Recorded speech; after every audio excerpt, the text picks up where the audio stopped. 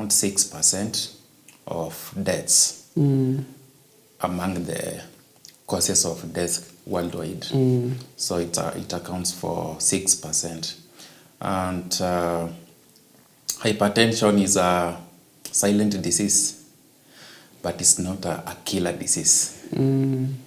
So silent disease, it means that you can be having hypertension, but you are not aware because you have not gone to the clinic or to the hospital for screening or for measurement.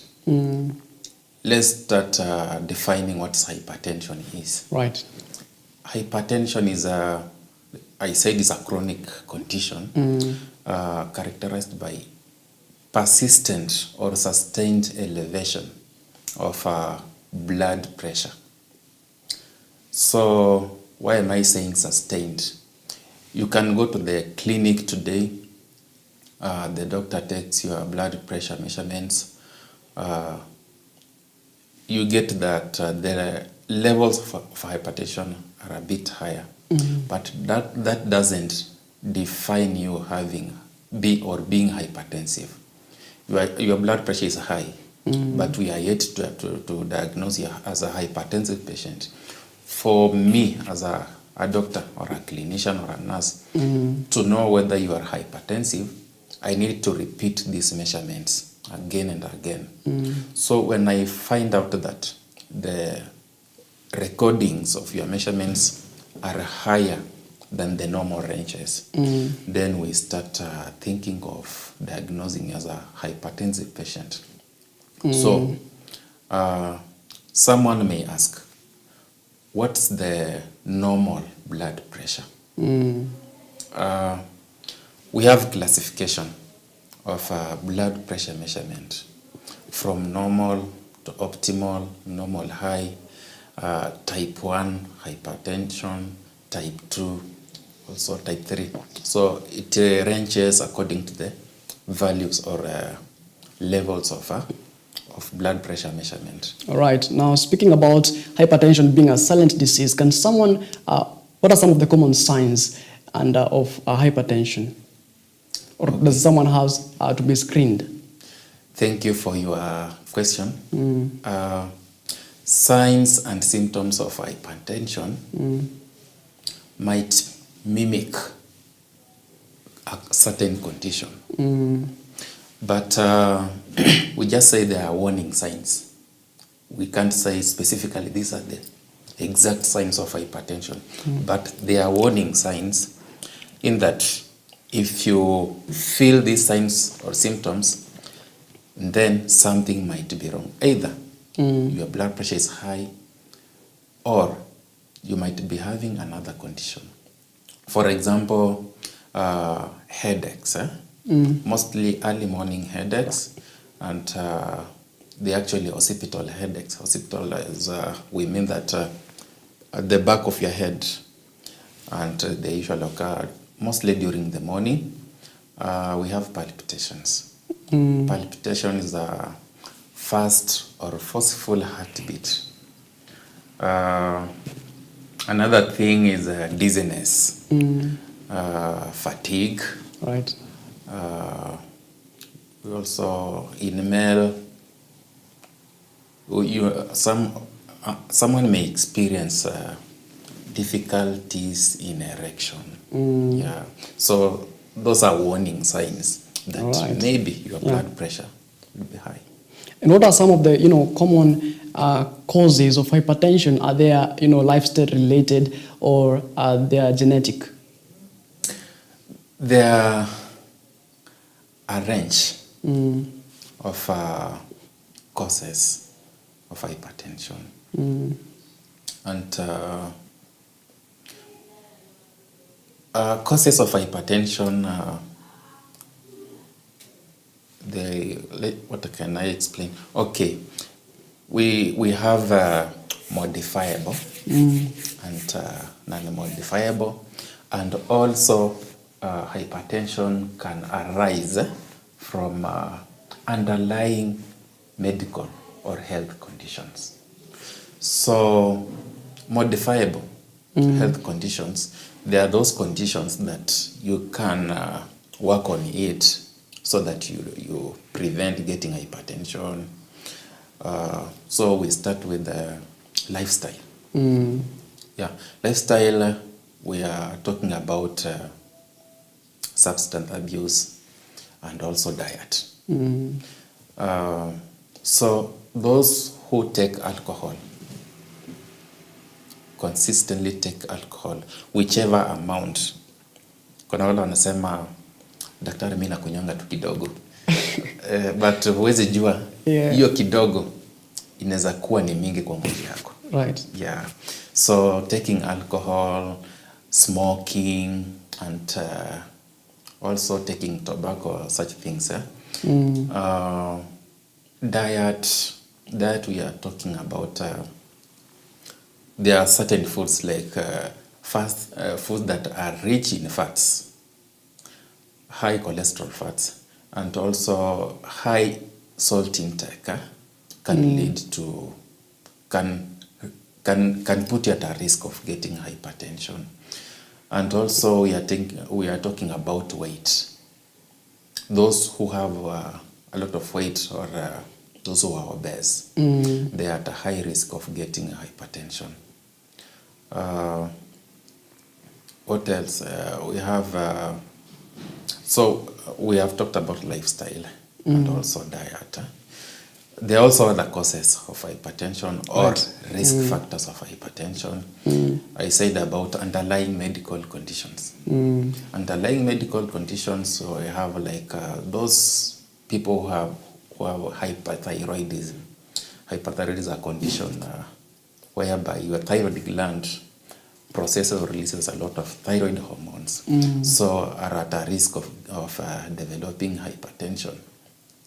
Also, we have Cushing syndrome. Cushing syndrome is a genetic disorder whereby a person has a disability, whereby the body produces a lot of cortisol hormones. So cortisol hormones, when they are high, they put a person at risk of developing hypertension. We have autoimmune diseases. Autoimmune diseases, we are talking about SLE, systemic lupus, erythromatous.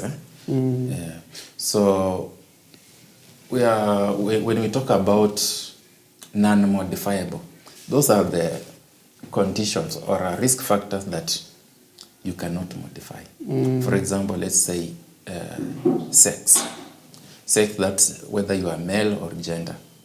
So male gender are at a higher risk of developing hypertension compared to female gender. We are talking about age. Right. Age starting from 55 years and above in a male, and also 65 years and above in female. Family history. Yeah. So when a close relative, we say first degree relative. Let's say your father, your mother. Right. Yeah. If they have hypertension, they are managing hypertension, or they perished because of hypertension, the next generation are at higher risk of developing hypertension. All right. Now you say, hypertension can also be genetic. Yes. Right. Now you've said, rather you've talked about hypertension being a silent disease, but not a killer disease. Yes. Now, how far can hypertension go in matters, someone does not know, the symptoms of hypertension, someone has been taking, wrong medication. Now, how far can it go? Like any other disease, hypertension has complications. Right. And hypertension, it's associated it's associated with the resistance of blood vessels. Maybe blood vessels are thick, or they are constricted, or the blood volume is high. So you see, the blood vessels are the one that transports blood from the heart and to the heart, from the heart to the organs, and from the organs to the heart. So there are only two tissues that cannot be affected with hypertension. That's bones Right. and skin. But the rest of the organs can be affected with the high blood pressure. So it depends. At which level can someone get complication related to hypertension? So when the blood pressure is consistently and persistently high without intervention or without management, it can lead to complications. We'll talk about complications as we continue. Maybe blood pressure can be high. This person is a hypertensive but has never gone to the hospital to be screened or to be checked. Right. So the blood pressure is progressively increasing. So it reaches a point whereby a person can start experiencing those what we call warning signs: headache, fatigue, dizziness. This person may relate these symptoms to another condition, maybe nilitoka job ama leo nilifanya kazi mingi, so inaweza kuwa ni fatigue, right, ama ni malaria, ama inaweza kuwa ni condition gani. So this person may end up going to the over-the-counter medication. Daktari, nasikia kichwa inaniuma sana, naweza tumia nini? Ama inaweza kuwa ni nini inasababisha kichwa? Mtu wa pharmacy maybe atampatia tu the painkiller. Na pressure inaendelea kupanda. So it reaches a point whereby organs, and when we are talking about organs that are susceptible to the damage as a result of high blood pressure: brain, heart, and kidneys. Why? Our brain has tiny blood vessels, which are also delicate. Right. So this person may suffer from stroke. Why? How does stroke come from hypertension? Because, we have different types of stroke. We have transient ischemic stroke. We have a hemorrhagic stroke, right, and ischemic stroke. So we say that the blood vessels in the brain are delicate. So the blood pressure is high. So these blood vessels may burst, leading to cerebral hemorrhage. Hiyo napata damu inaanza kubleed, inaanza kumwagika kwa ubongo. Huyu mtu anaweza anza kupata confusion, blood vision, disorientation, then death. Right. Yeah. So, or ischemic stroke. Ischemic stroke is whereby the blood pressure is high, then it has led to dislodging of an embolism. An embolism can be fat embolism or a clot.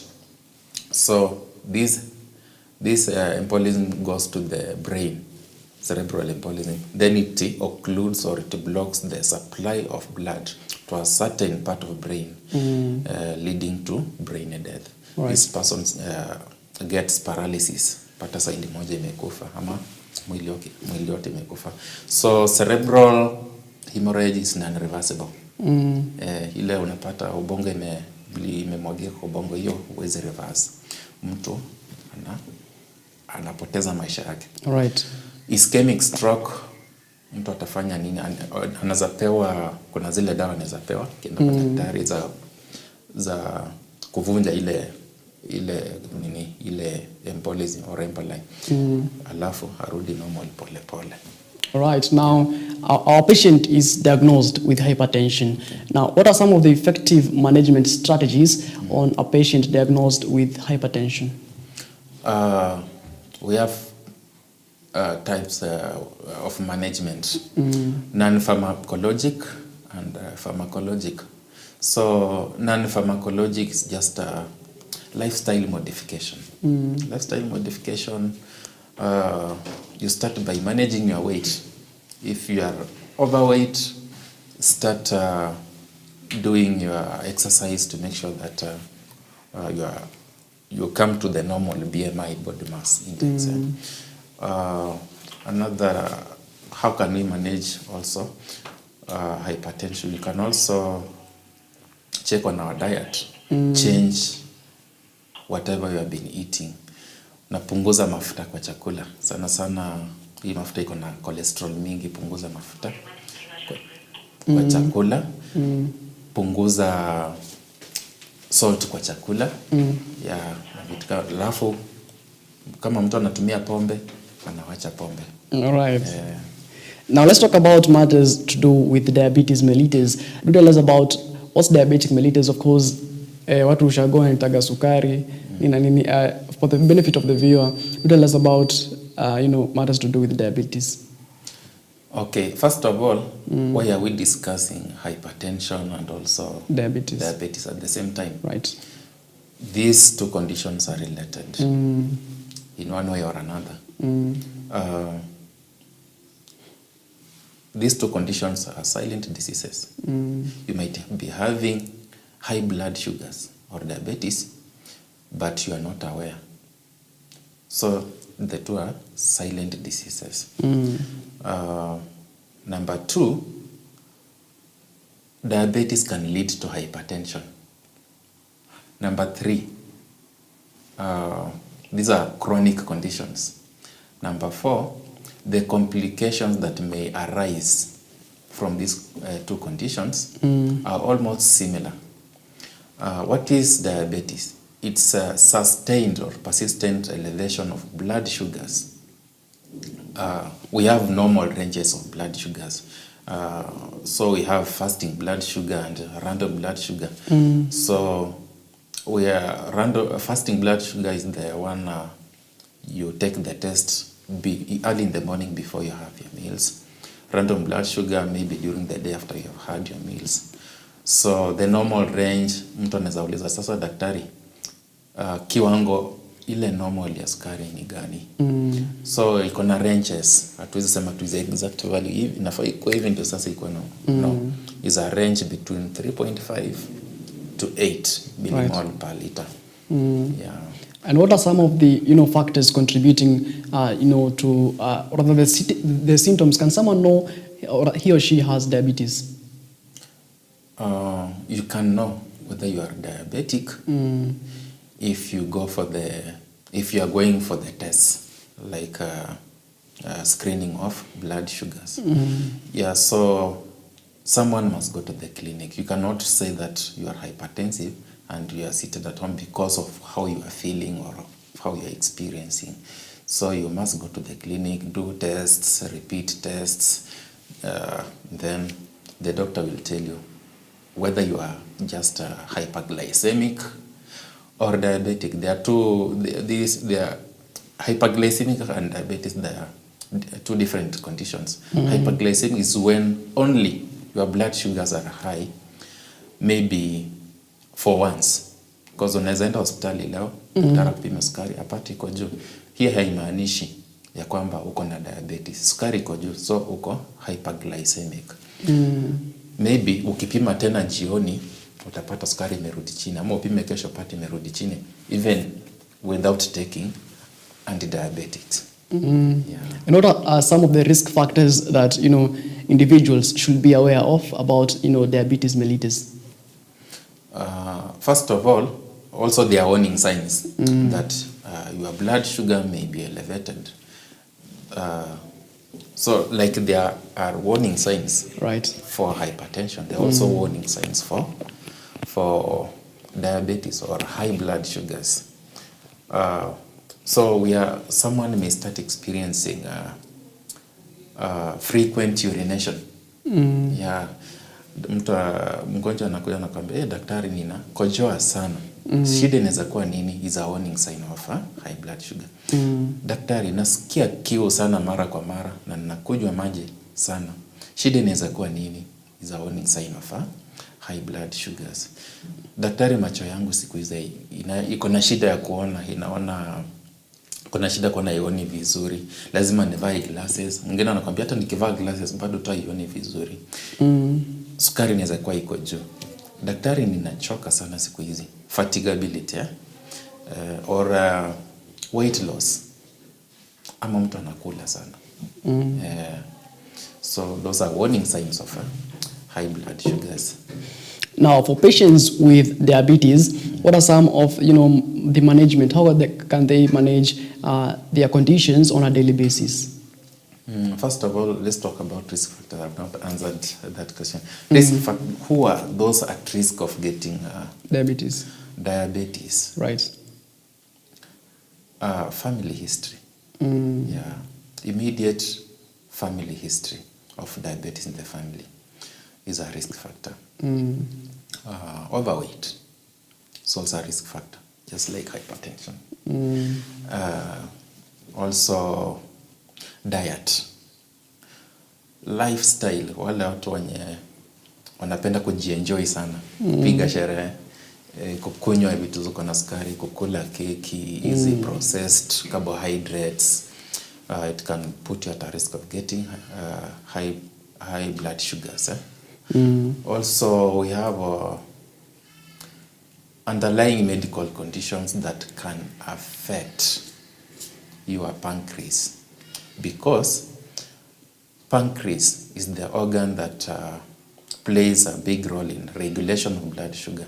So any condition that affects pancreas can lead to high blood sugars. Yeah, like those we have heard of pancreatic cancer. Right. Can lead to destruction of the beta cells in the pancreas, leading to high blood sugars. And then we come to the question about management, right, of high blood sugars. It also is a variation depending on the level of blood sugars, depending on the also complications.